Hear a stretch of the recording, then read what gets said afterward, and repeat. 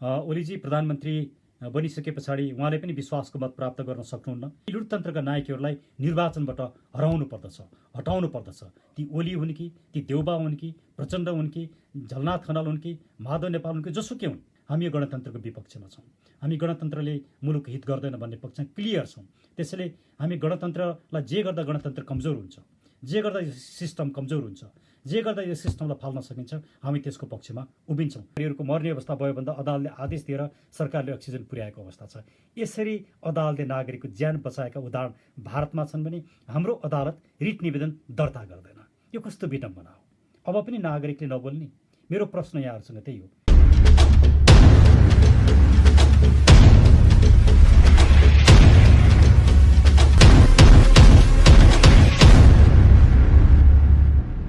राजनीतिको रमाइलो पक्षमा थोरै चर्चा गरौँ। राजनीतिको रमाइलो पक्ष के छ भने अहिले पनि नेपाली काङ्ग्रेस माओवादी केन्द्र भएर सरकार बनाउन नसक्ने अवस्था सिर्जना भएको छ। अब फेरि ओलीजी नै प्रधानमन्त्री बन्दै हुनुहुन्छ।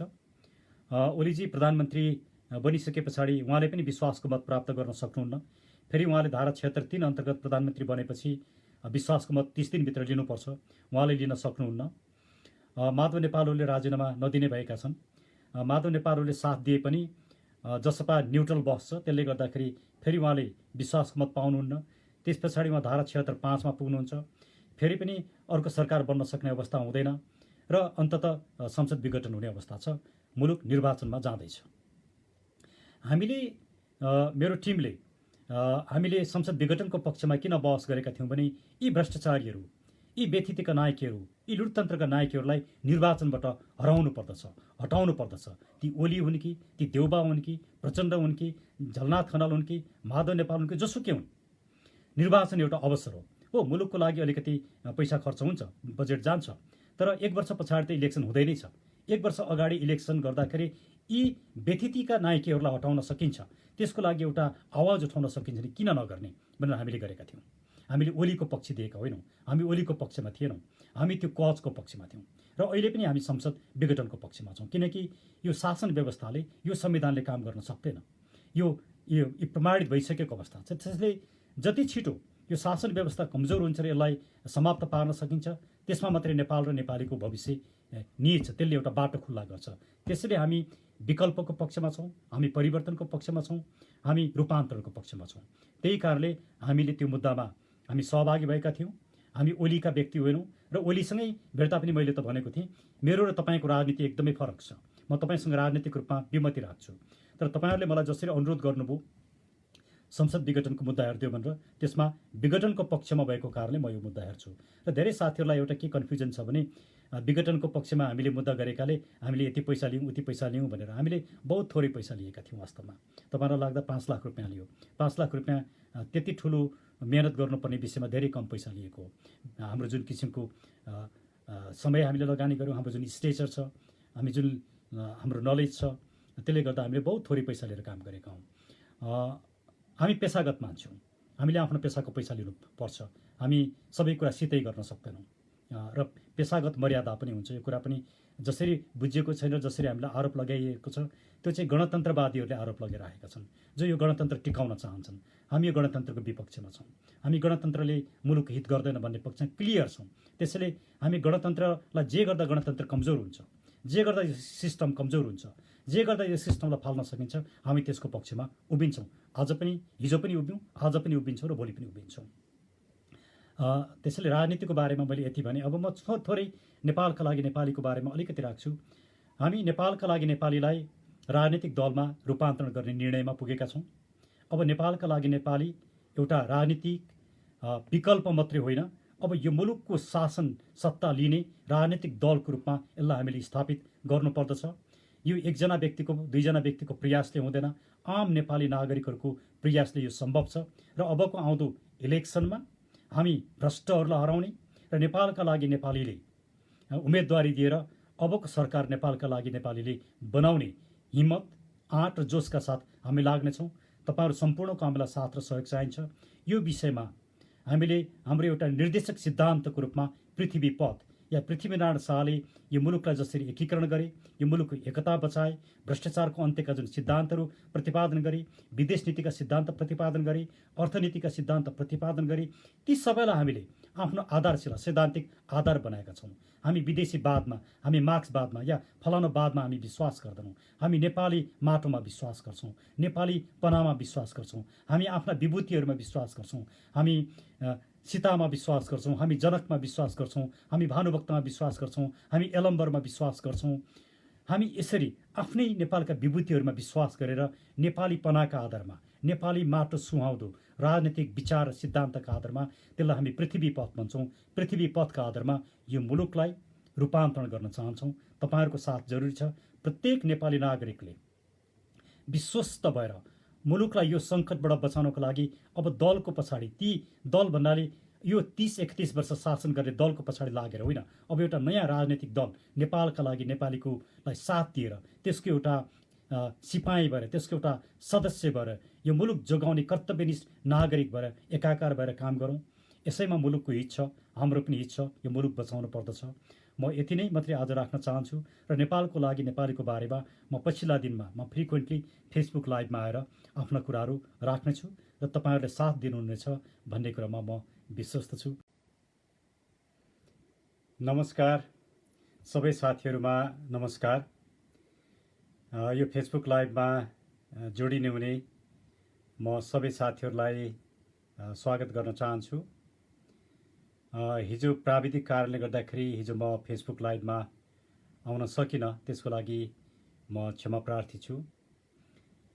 आज म मूलतः दुईटा विषयमा नै म केन्द्रित रहनेछु, तर मुलुकमा राजनीतिक विकास पनि रमाइलो किसिमले भएको छ।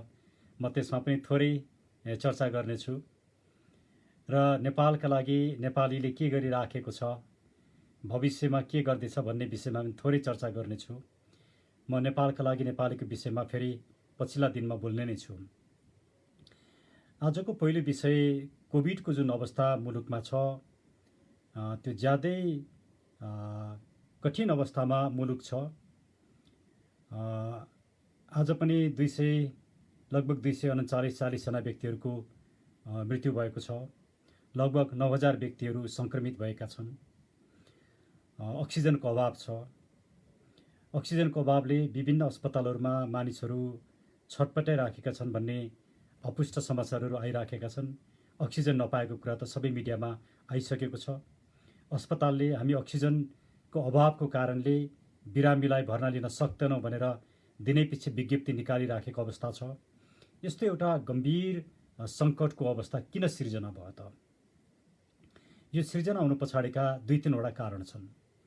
एउटा कारण चाहिँ कोभिडको भ्याक्सिन खोप समयमा मुलुकमा ल्याउन सकिएन। समयमा मुलुकमा ल्याउन सकिएको भए त्यो 60 लाख खोपको कारणले धेरै मानिसहरूले आफ्नो एउटा सुरक्षित अवस्थामा रहन्थे र कोभिडको यो जुन एउटा डरलाग्दो सङ्क्रमण छ, त्यो सङ्क्रमण हुनबाट रोकिन्थ्यो। अब 60 लाख खोप ल्याउनको लागि कसले अवरोध सिर्जना गर्यो? कसको कारणले 60 लाख खोप आएन र नेपाली नागरिकहरूको जीवन र स्वास्थ्य सङ्कटमा पर्यो? यो कुरा प्रष्ट छ। स्वास्थ्य मन्त्री हृदय त्रिपाठीले एउटा वक्तव्य जारी गरे हिमाल पत्रिकामा र उनले दिएको अन्तर्वार्तामा उनले प्रष्ट रूपमा भने केही बिचौलियाहरूको कारणले हामीले भारतबाट कोभिडको खोप ल्याउन सकेनौँ। परिणामतः आज नागरिकहरू सङ्कटमा छन्, उनीहरूको स्वास्थ्य असुरक्षित छ भन्ने अवस्था देखियो र विभिन्न पत्रपत्रिकाहरूमा, मुलुकका सबै पत्रपत्रिकाहरूमा, मिडियामा केही व्यक्तिहरूको नाम किटान गरेर नै यी व्यक्तिहरूले कमिसन मागेको कारणले गर्दाखेरि खोप आउन नसकेको भनेर भनियो। तर यस्तो एउटा विदारक अवस्था जसलाई मानवता विरुद्धको अपराधको संज्ञा दिन सकिन्छ, त्यो विषयमा संसदमा 27 गते भएको विश्वासको मत दिने कार्यक्रममा प्रधानमन्त्री बाहेक मुलुकका सबै दलका नेताहरूले यो विषयमा गम्भीर रूपमा प्रश्न उठाए र यो कमिसनको कुरा उठाए। तर प्रधानमन्त्रीले मलाई थाहा छैन भनेर भन्नुभयो। प्रधानमन्त्रीको यो निरीहपना हो या निर्लज्जता हो, यो हामी सबैले अनुमान गरेका छौँ। हामी सबैले बुझ्न सक्छौँ, तर प्रधानमन्त्री यति गैर जिम्मेवार होलान् यो कुरा बुझ्न सकिँदैन थियो। त्यसैले आज मुलुकमा यो जुन सङ्कट आइराखेको छ त्यसको लागि प्रधानमन्त्री केपी ओली जिम्मेवार हुनुहुन्छ। दोस्रो, भारतबाट जसरी मानिसहरू नेपालमा आए त्यसलाई सरकारले रोक्न सकेन, त्यसलाई व्यवस्थित गरेको भए पनि युरोपमा सङ्क्रमण हुँदैन थियो। त्यसैले त्यसको जिम्मेवारी पनि सरकारले लिनुपर्छ। र आज औषधि पनि बजारमा अभाव छ, कालोबजारी भएको छ, औषधिमा भाउ बढाएको छ, चर्को मूल्य तिर्नु परेको छ। यी सब कुरा पनि नियन्त्रण गर्न नसक्नु त्यो पनि सरकारको कमजोरी हो। आज अक्सिजन नपाएर मानिसको मृत्यु हुँदाखेरि यो विषय चाहिँ मानवता विरोधी अपराध हो भनेर भारतमा अदालतहरूले बोलेका छन्। त्यसैले नेपालमा अक्सिजनको जुन किसिमको अभाव छ, खोपमा जुन किसिमको कमिसन भयो, यो एउटा गम्भीर विषयमा आज हामी मुलुक फँसेको छ। मुलुकलाई भ्रष्टाचार, बेथिति, लुटतन्त्र र अन्यायले आक्रान्त बनाएको अवस्था छ। र यो समस्याको समाधान गर्नका लागि केही उपायहरू अपनाउन सकिन्थ्यो। अहिले मुलुकमा भएका होटलहरू, रिसोर्टहरूलाई आइसोलेसन सेन्टर बनाउन सकिन्थ्यो। कोभिड उपचारको लागि त्यसलाई रूपान्तरण गर्न सकिन्थ्यो। भनिन्छ लगभग 10,000 डक्टरहरू अहिले बेरोजगार अवस्थामा छन्। ती सबै डक्टरहरूलाई सरकारले रोजगारीमा लिन सक्थ्यो। महिनाको 1 लाखै दिए पनि 10,000 डक्टरलाई महिनाको 1 लाख रुपियाँ दिएर लिँदा पनि महिनाको 1 अरबभन्दा बेसी पैसा जाँदैन। यो 6 महिनासम्म नै गर्नु पर्यो भने पनि 6 अरबमा यो कुरा हुन्छ। र कोभिडको सिङ्गो औषधि ल्याउनका लागि, खोप ल्याउनका लागि $4 किसिमले 15 अरबमा आउँछ। लगभग 20 अरब रुपियाँमा यो सबै कुराको सम्बोधन गर्न सकिन्छ। तर सरकार यति पनि छुट्याउन सकिराखेको छैन। कमिसनको खेलमा छ, भ्रष्टाचारको खेलमा छ। यो ज्यादै नै दुःखदायक विषय छ। आज मात्रै मलाई धेरै वरिष्ठ व्यक्तित्वहरूले पनि फलानु हस्पिटलमा यतिजना व्यक्तिहरू अक्सिजन नपाएर छटपटाइरहेका छन्, फलानु अस्पतालमा यतिजना व्यक्तिहरू छटपटाइरहेका छन्। यस्तो सुन्दाखेरि हामी आफै पनि एउटा काहली लाग्दो अवस्था जस्तो लाग्छ। हामी के साँच्चै राज्यमा छौँ, साँच्चै सरकार छ भने जस्तो अवस्था आउँछ। त्यसैले यो विदारक अवस्थामा केही साथीहरूले राम्रो काम गर्नुभएको छ। जस्तो आइजिपी सर्वेन्द्र खनालको टिमले राम्रो काम गरिरहेछ। उहाँहरूले केही एम्बुलेन्सहरू काठमाडौँ महानगरपालिकाका विभिन्न वडा कार्यालयहरूसँग समायोजन गरेर एम्बुलेन्सको सेवा उपलब्ध गराइरहनु भएको छ। त्यो एउटा प्रशंसनीय काम छ, जहाँ हामी आफै नेपालका लागि हामीले पनि सहयोग गरेका छौँ। त्यस्तै लेनिन विष्टज्यूहरूले विभिन्न होटललाई र विभिन्न ठाउँमा आइसोलेसन सेन्टर बनाउनमा निरन्तर लाग्नु भएको छ। तर व्यक्तिगत रूपमा लागेर सम्भव हुँदैन भोलि, किनकि कुनै एकजना व्यक्तिको त्यहाँ भर्ना गरियो, राम्रो उपचार भएन, तलमाथि भयो भने जिम्मेवार को हुने, यस्ता समस्याहरू छन्। त्यसैले यस्ता समस्याहरू पनि समाधान गर्नका लागि हामीले रिट निवेदन लिएर गएका थियौँ। र त्यसमा हामीले के बनाएका थियौँ भने सामाजिक अभियन्ता, समाजसेवीहरूले जसरी समाजसेवा गरिरहेछन्, जुन सुविधा दिइराखेका छन्, त्यसमा सरकारले समन्वय गरोस्। यसरी रिट निवेदन लिएर जाँदा पनि रिट निवेदन दर्ता गरिएन। र यो समस्यालाई सम्बोधन गर्नका लागि सरकार चिन्तित देखिँदैन। सरकार राजनीतिक खेलमा छ। म राजनीतिक खेलको बारेमा म केही पछाडि राख्नेछु। मैले कोभिडको यो जुन अहिलेको जुन एउटा विकराल अवस्था मुलुकमा देखिएको छ, हुन त कोभिडसँग धेरै डराइहाल्नुपर्ने अवस्था छैन। मेरो आफ्नै परिवारमा पनि मेरो श्रीमती र मेरो छोरीलाई पोजिटिभ देखियो। लक्किली मलाई पोजिटिभ देखिएन। हुन त बाहिर बेसी म जाने, समाजमा घुलमिल हुने काम मैले गर्थेँ। मलाई हुनु चाहिँ स्वाभाविक थियो। मेरो श्रीमती र छोरी बाहिर गएका पनि थिएनन्, तर उनीहरूलाई भयो। मेरो छोरी स्कुल गएको कारणले भएको जस्तो हामीलाई लाग्छ। तर अहिले निको भइसकेको अवस्था छ। आइसोलेसनमा बस्ने, प्रपरली डायट लिने, सफा सुग्घर हुने, राम्रोसँग खाने काम गऱ्यो भने त्यति धेरै सताउँदो रहेन रहेछ। तर गरिबहरू जो एउटा कोठामा 5 जना 6 जना बस्छन्, उनीहरूको आइसोलेसन सेन्टर हुन सक्दैन। एकजना बिमारी पनि सबैलाई सर्छ। यस्तो अवस्थामा सरकारले हेर्नुपर्ने हुन्छ। तर सरकार मौन छ, सरकार राजनीतिमा लागेको छ। यो विदारक अवस्थामा नागरिकहरूले सशक्त रूपमा आवाज उठाउनु पर्ने अवस्था सिर्जना भएको छ।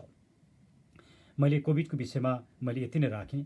अब म कोभिडसँग सम्बन्धित हामीले लगेको रिट निवेदन किन दर्ता भएन, त्यो रिट निवेदनमा के कस्ता विषयहरू उठाइएको थियो भन्ने बारेमा म यहाँहरूसँग केही कुराहरू राख्छु।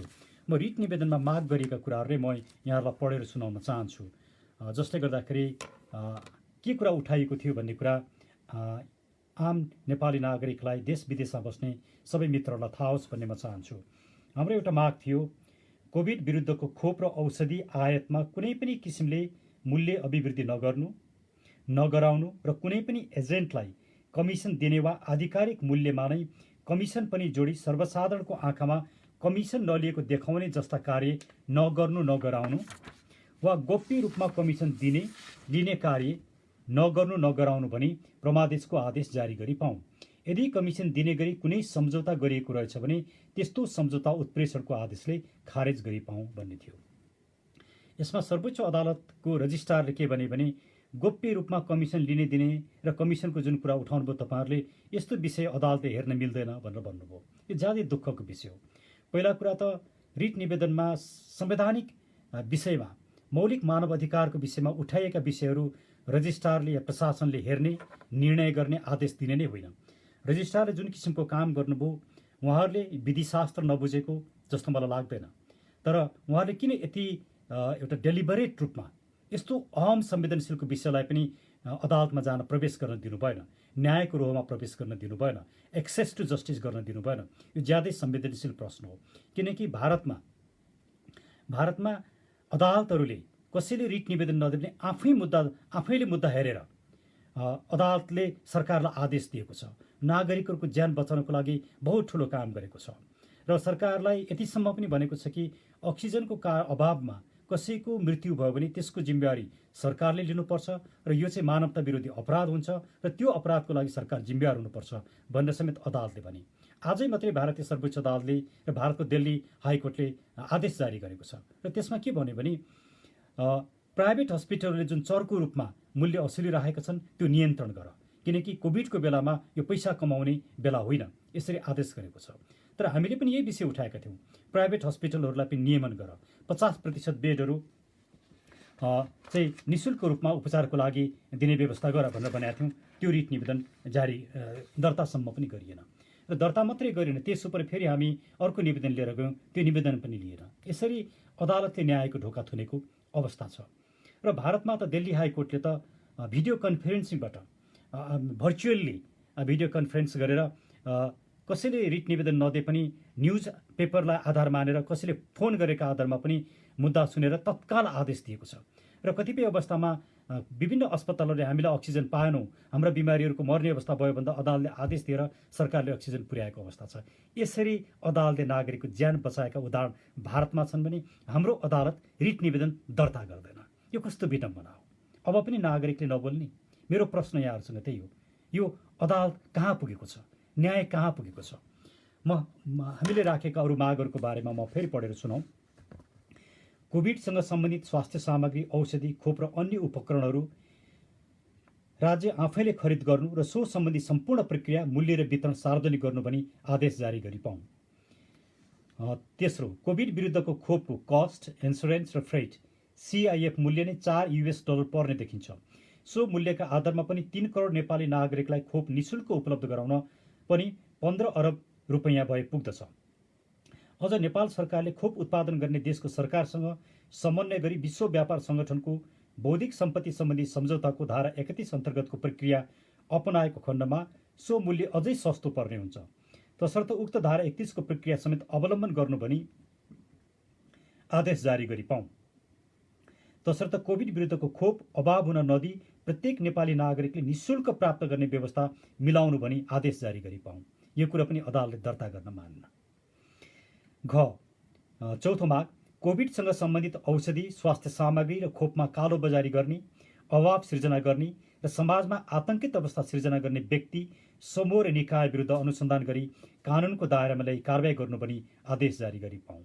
5, भारतको सेरम कम्पनीबाट कोभिड विरुद्धको खोप आयात गर्न कमिसनका नाममा अवरोध सृजना गरी मानवता विरुद्धको अपराध गर्ने र त्यस्ता व्यक्तिलाई संरक्षण दिने व्यक्ति पत्ता लगाई निजहरूका विरुद्ध मुलुकी फौजदारी संहिता 2074 को दफा 4, 4, 7 र 8 समेत बमोजिम अनुसन्धान प्रक्रिया अघि बढाई मुलुकी अपराध संहिता 2074 को दफा 52(2) ग अन्तर्गत जाति हत्याको अपराध र सोही संहिताको दफा 104 अन्तर्गत औषधिको आयात गर्न अवरोध गरी आम नेपाली नागरिकहरूको जीवनलाई जोखिम र खतरामा पारेकोमा मुद्दा दायर गर्नु पनि विपक्षीहरूका नाममा आदेश जारी गरी पाऊँ।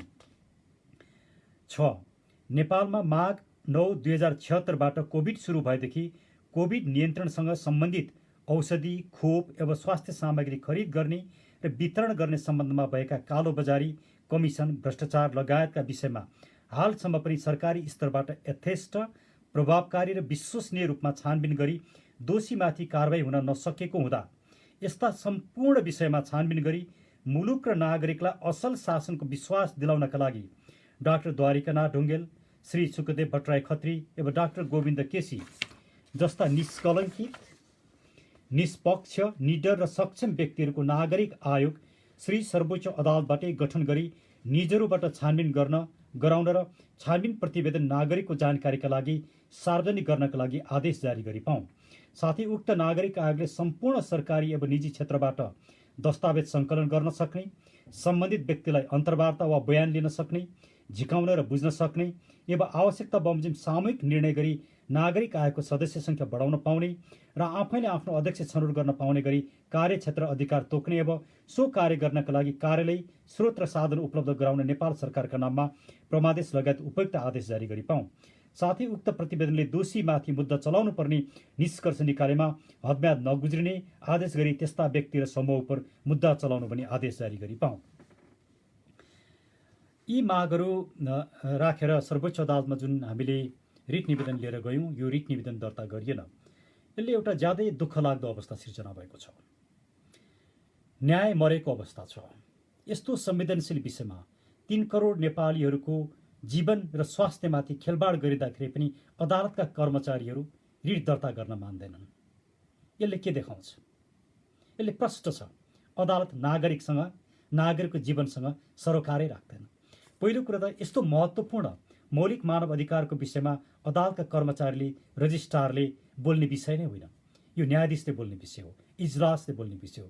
यस्तो विषयमा इजलासमा जान रोक्ने जुन काम गरिएको छ, यो न्यायमाथि गरेको अवरोध हो, एक्सेस टु जस्टिसमाथि गरेको अवरोध हो र डेलिबरेटली न्याय मार्ने काम गरिएको। र म अनुरोध गर्दछु, यदि सर्वोच्च अदालतका कुनै न्यायाधीशहरूले मेरो यो लाइभ सुनिरहनु भएको छ, प्रधान न्यायाधीशज्यूले सुनिरहनु भएको छ या सुन्नु भएको छैन भने उहाँलाई सुन्नको लागि म अनुरोध गर्दछु र यसलाई धेरैभन्दा धेरै सेयर गरिदिनुहोस्। यी कर्मचारीमाथि तपाईँ छानबिन गर्नुहोस् र कारबाही गर्नुहोस्। अदालत नागरिकको पक्षमा उभिन सक्छ भन्ने कुरो देखाउनुहोस्। अदालतले नागरिकको जीवन बचाउन सक्छ भन्ने कुरो प्रमाणित गर्नुहोस्। अदालतले न्याय दिन सक्छ भन्ने कुरो प्रमाणित गर्नुहोस्। अन्यथा नागरिकको विश्वास नभएको, नागरिकको विश्वास आर्जन गर्न नसकेको न्यायालय नै हुन सक्दैन। त्यो एउटा आडम्बर मात्रै हुन्छ। न्यायालयलाई साँचो अर्थमा न्यायालयको रूपमा स्थापित गरौँ। न्यायालयको बोर्ड झन्ड्याएर मात्रै न्यायालय हुँदैन। सर्वोच्च अदालतको नाम लेखेर मात्रै सर्वोच्च अदालत हुँदैन। यसले सर्वोच्च अदालतको काम गर्न सक्नुपर्दछ। म यो तपाईँलाई, प्रधान न्यायाधीशज्यू लगायत सर्वोच्च अदालतका न्यायाधीशहरूलाई विनम्र रूपमा अनुरोध गर्दछु र म सम्पूर्ण नागरिकहरूलाई यो आवाज उठाउनका लागि पनि म अनुरोध गर्दछु। त्यस्तै अरू केही तत्काल आदेश गर्नुपर्ने भनेर केही कुराहरू यो रिट निवेदनमा उठाइएको थियो, त्यो पनि म यहाँहरूको जानकारीको लागि पढेर सुनाउन चाहन्छु। कोभिड विरुद्धको खोप र औषधि आयातमा कुनै पनि किसिमले मूल्य अभिवृद्धि गराउने र कुनै पनि एजेन्टलाई कमिसन दिने वा आधिकारिक मूल्यमा नै कमिसन पनि जोडी सर्वसाधारणको आँखामा कमिसन नलिएको देखाउने जस्ता कार्य वा मूल्य बढाएर कमिसन गोप्य रूपमा दिने कार्य तत्कालै रोक्नु पनि अन्तरिम आदेश जारी गरी पाऊँ। कोभिड विरुद्धको खोप के कति परिणाममा, के कुन मितिमा, कुन निर्माताबाट ल्याउने योजना छ वा सो सम्बन्धमा के कति कार्य प्रगति भएको छ भन्ने सम्बन्धमा यस मुद्दाको अन्तिम निर्णय नभएसम्म प्रत्येक हप्ता प्रगति विवरण श्री सर्वोच्च अदालतमा बुझाउनु र सर्वसाधारणको जानकारीका लागि स्वास्थ्य मन्त्रालयको वेब पेजमा समेत राख्नु पनि अन्तरिम आदेश जारी गरी पाऊँ। भारतको सेरम कम्पनीबाट पहिलाको 10 लाख डोज र पछिल्लो 50 लाख डोज खोप ल्याउने बारेमा कहिले के कसरी सम्झौता गरिएको हो, के कति रकम चुक्ता गरिएको हो, सो खोप के कुन कारणले किन समयमा उपलब्ध हुन सकेन भन्ने सम्बन्धमा सम्पूर्ण दस्तावेजहरू कारण देखाउ आदेश जारी भएको 48 घण्टाभित्र श्री सर्वोच्च अदालतमा पेश गर्नु पनि अन्तरिम आदेश जारी गरी पाऊँ। कोभिडका बिरामीलाई oxygen bed, isolation centre, ICU र भेन्टिलेटर उपलब्ध गराउने सम्बन्धी योजना कारण देखाउ आदेश जारी भएको 48 घण्टाभित्र श्री सर्वोच्च अदालतमा पेश गर्न लगाइ पाऊँ। वास्तवमा सरकारले अक्सिजन प्लान्ट आफै अस्पतालहरूले 15 दिनभित्र राख भनेर जुन निर्णय गरेर निर्देशन दियो, आज अस्पतालहरूले यो हास्यास्पद भनेर भनिरहेछन्। यस्तो हास्यास्पद निर्णय गर्ने भनेर अस्पतालले बोलिरहेछन्। त्यसैले यो एउटा अब्जेक्टिभ, प्र्याक्टिकल र एफिसियन्ट योजना ल्याउनु पर्दछ भनेर हामीले यो कुरा अदालतमा उठाएका थियौँ।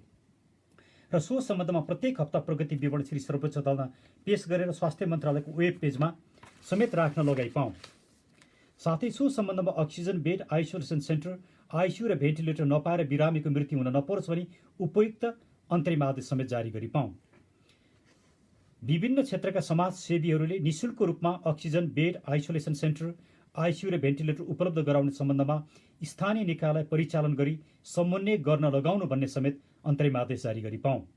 निजी क्षेत्र विशेष गरी विभिन्न उद्योग धन्दाको नियन्त्रणमा भएका अक्सिजन सिलिन्डर पछि फिर्ता दिने गरी सम्बन्धित निकायले लिने र सम्बन्धित निकायले सम्बन्धित अस्पताल र बिमारीलाई उपलब्ध गराउने, निःशुल्क उपलब्ध गराउने कार्य गर्नु पनि अन्तरिम आदेश जारी गरी पाऊँ।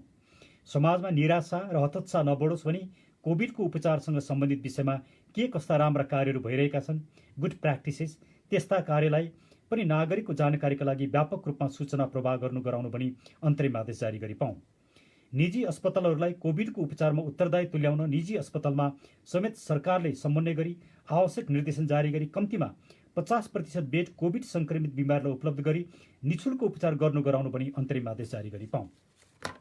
वास्तवमा सरकारले यति मात्रै गर्न, अदालतले यति मात्रै आदेश सरकारलाई दिएर सरकारले गर्ने भने आज बेड नपाउने समस्या, हस्पिटलको बाहिरै बस्नुपर्ने अवस्था र हस्पिटलमा अक्सिजन नपाएर मर्नुपर्ने अवस्था हुँदैन थियो। त्यसैले यति महत्त्वपूर्ण विषय एउटा नागरिकले सर्वोच्च अदालतमा लिएर जाँदा सर्वोच्च अदालतले इन्टरटेन नगर्ने, दर्ता नगर्ने, अब नागरिकले कहाँ गएर न्याय माग्ने? त्यसले यो मुलुक यति संवेदनशील अवस्थामा पुगेको छ। यसमा हामी सम्पूर्ण नेपाली नागरिकहरूले आवाज उठाउनुपर्छ। यो हामी कुनै एकजना व्यक्तिको विषय होइन, एकजना व्यक्तिले गरेर हुँदैन, या एउटा सिलिन्डर दिएर, दुईटा सिलिन्डर दिएर, 10वटा सिलिन्डर दिएर, या दुईटा एम्बुलेन्स सेवा दिएर हुँदैन। त्यसैले म यो राज्यले नीतिगत रूपमा नै सरकारी स्तरबाट नै यो काम गर्नुपर्छ। यो धेरै ठुलो बजेट लाग्दैन। 20 अरब रुपियाँ खर्च गरियो भने यो धेरै यो समस्याको समाधान हुन सक्ने देखिन्छ टेन्टेटिभली। म इकोनोमिस्ट चाहिँ होइन, तर सामान्य एउटा नागरिकको किसिमले हेर्दाखेरि त्यस्तो देखिन्छ, जुन कुरा राज्यले गर्न नसक्ने देखिँदैन। त्यसैले यो अदालतको यो विषयले हामी सबैलाई संवेदनशील तुल्याएको छ र यो विषयमा तत्काल नागरिक आयोग बनाऊ, छानबिन गर। डाक्टर गोविन्द केसी जस्ता व्यक्ति, सुखदेव भट्टराई जस्ता व्यक्ति, डाक्टर द्वारिकानाथ ढुङ्गेल जस्ता व्यक्ति, अरू पनि व्यक्तिहरू, उहाँहरू नै हुनुपर्छ भनेको होइन, तर उहाँहरू जस्तै निष्कलङ्कित, निष्पक्ष, निडर, साहसी व्यक्तिहरूको नागरिक आयोग नबनाएसम्म यो कोभिडको सन्दर्भमा गरिएको भ्रष्टाचार सार्वजनिक हुन सक्दैन, नागरिकले न्याय पाउन सक्दैनन्, मुलुकले न्याय पाउँदैन। त्यसैले यो विषयमा तपाईँहरूले आवाज हामी सबैले एकजुट रूपमा उठाउँ भन्ने मेरो निवेदन। अब म अलिकति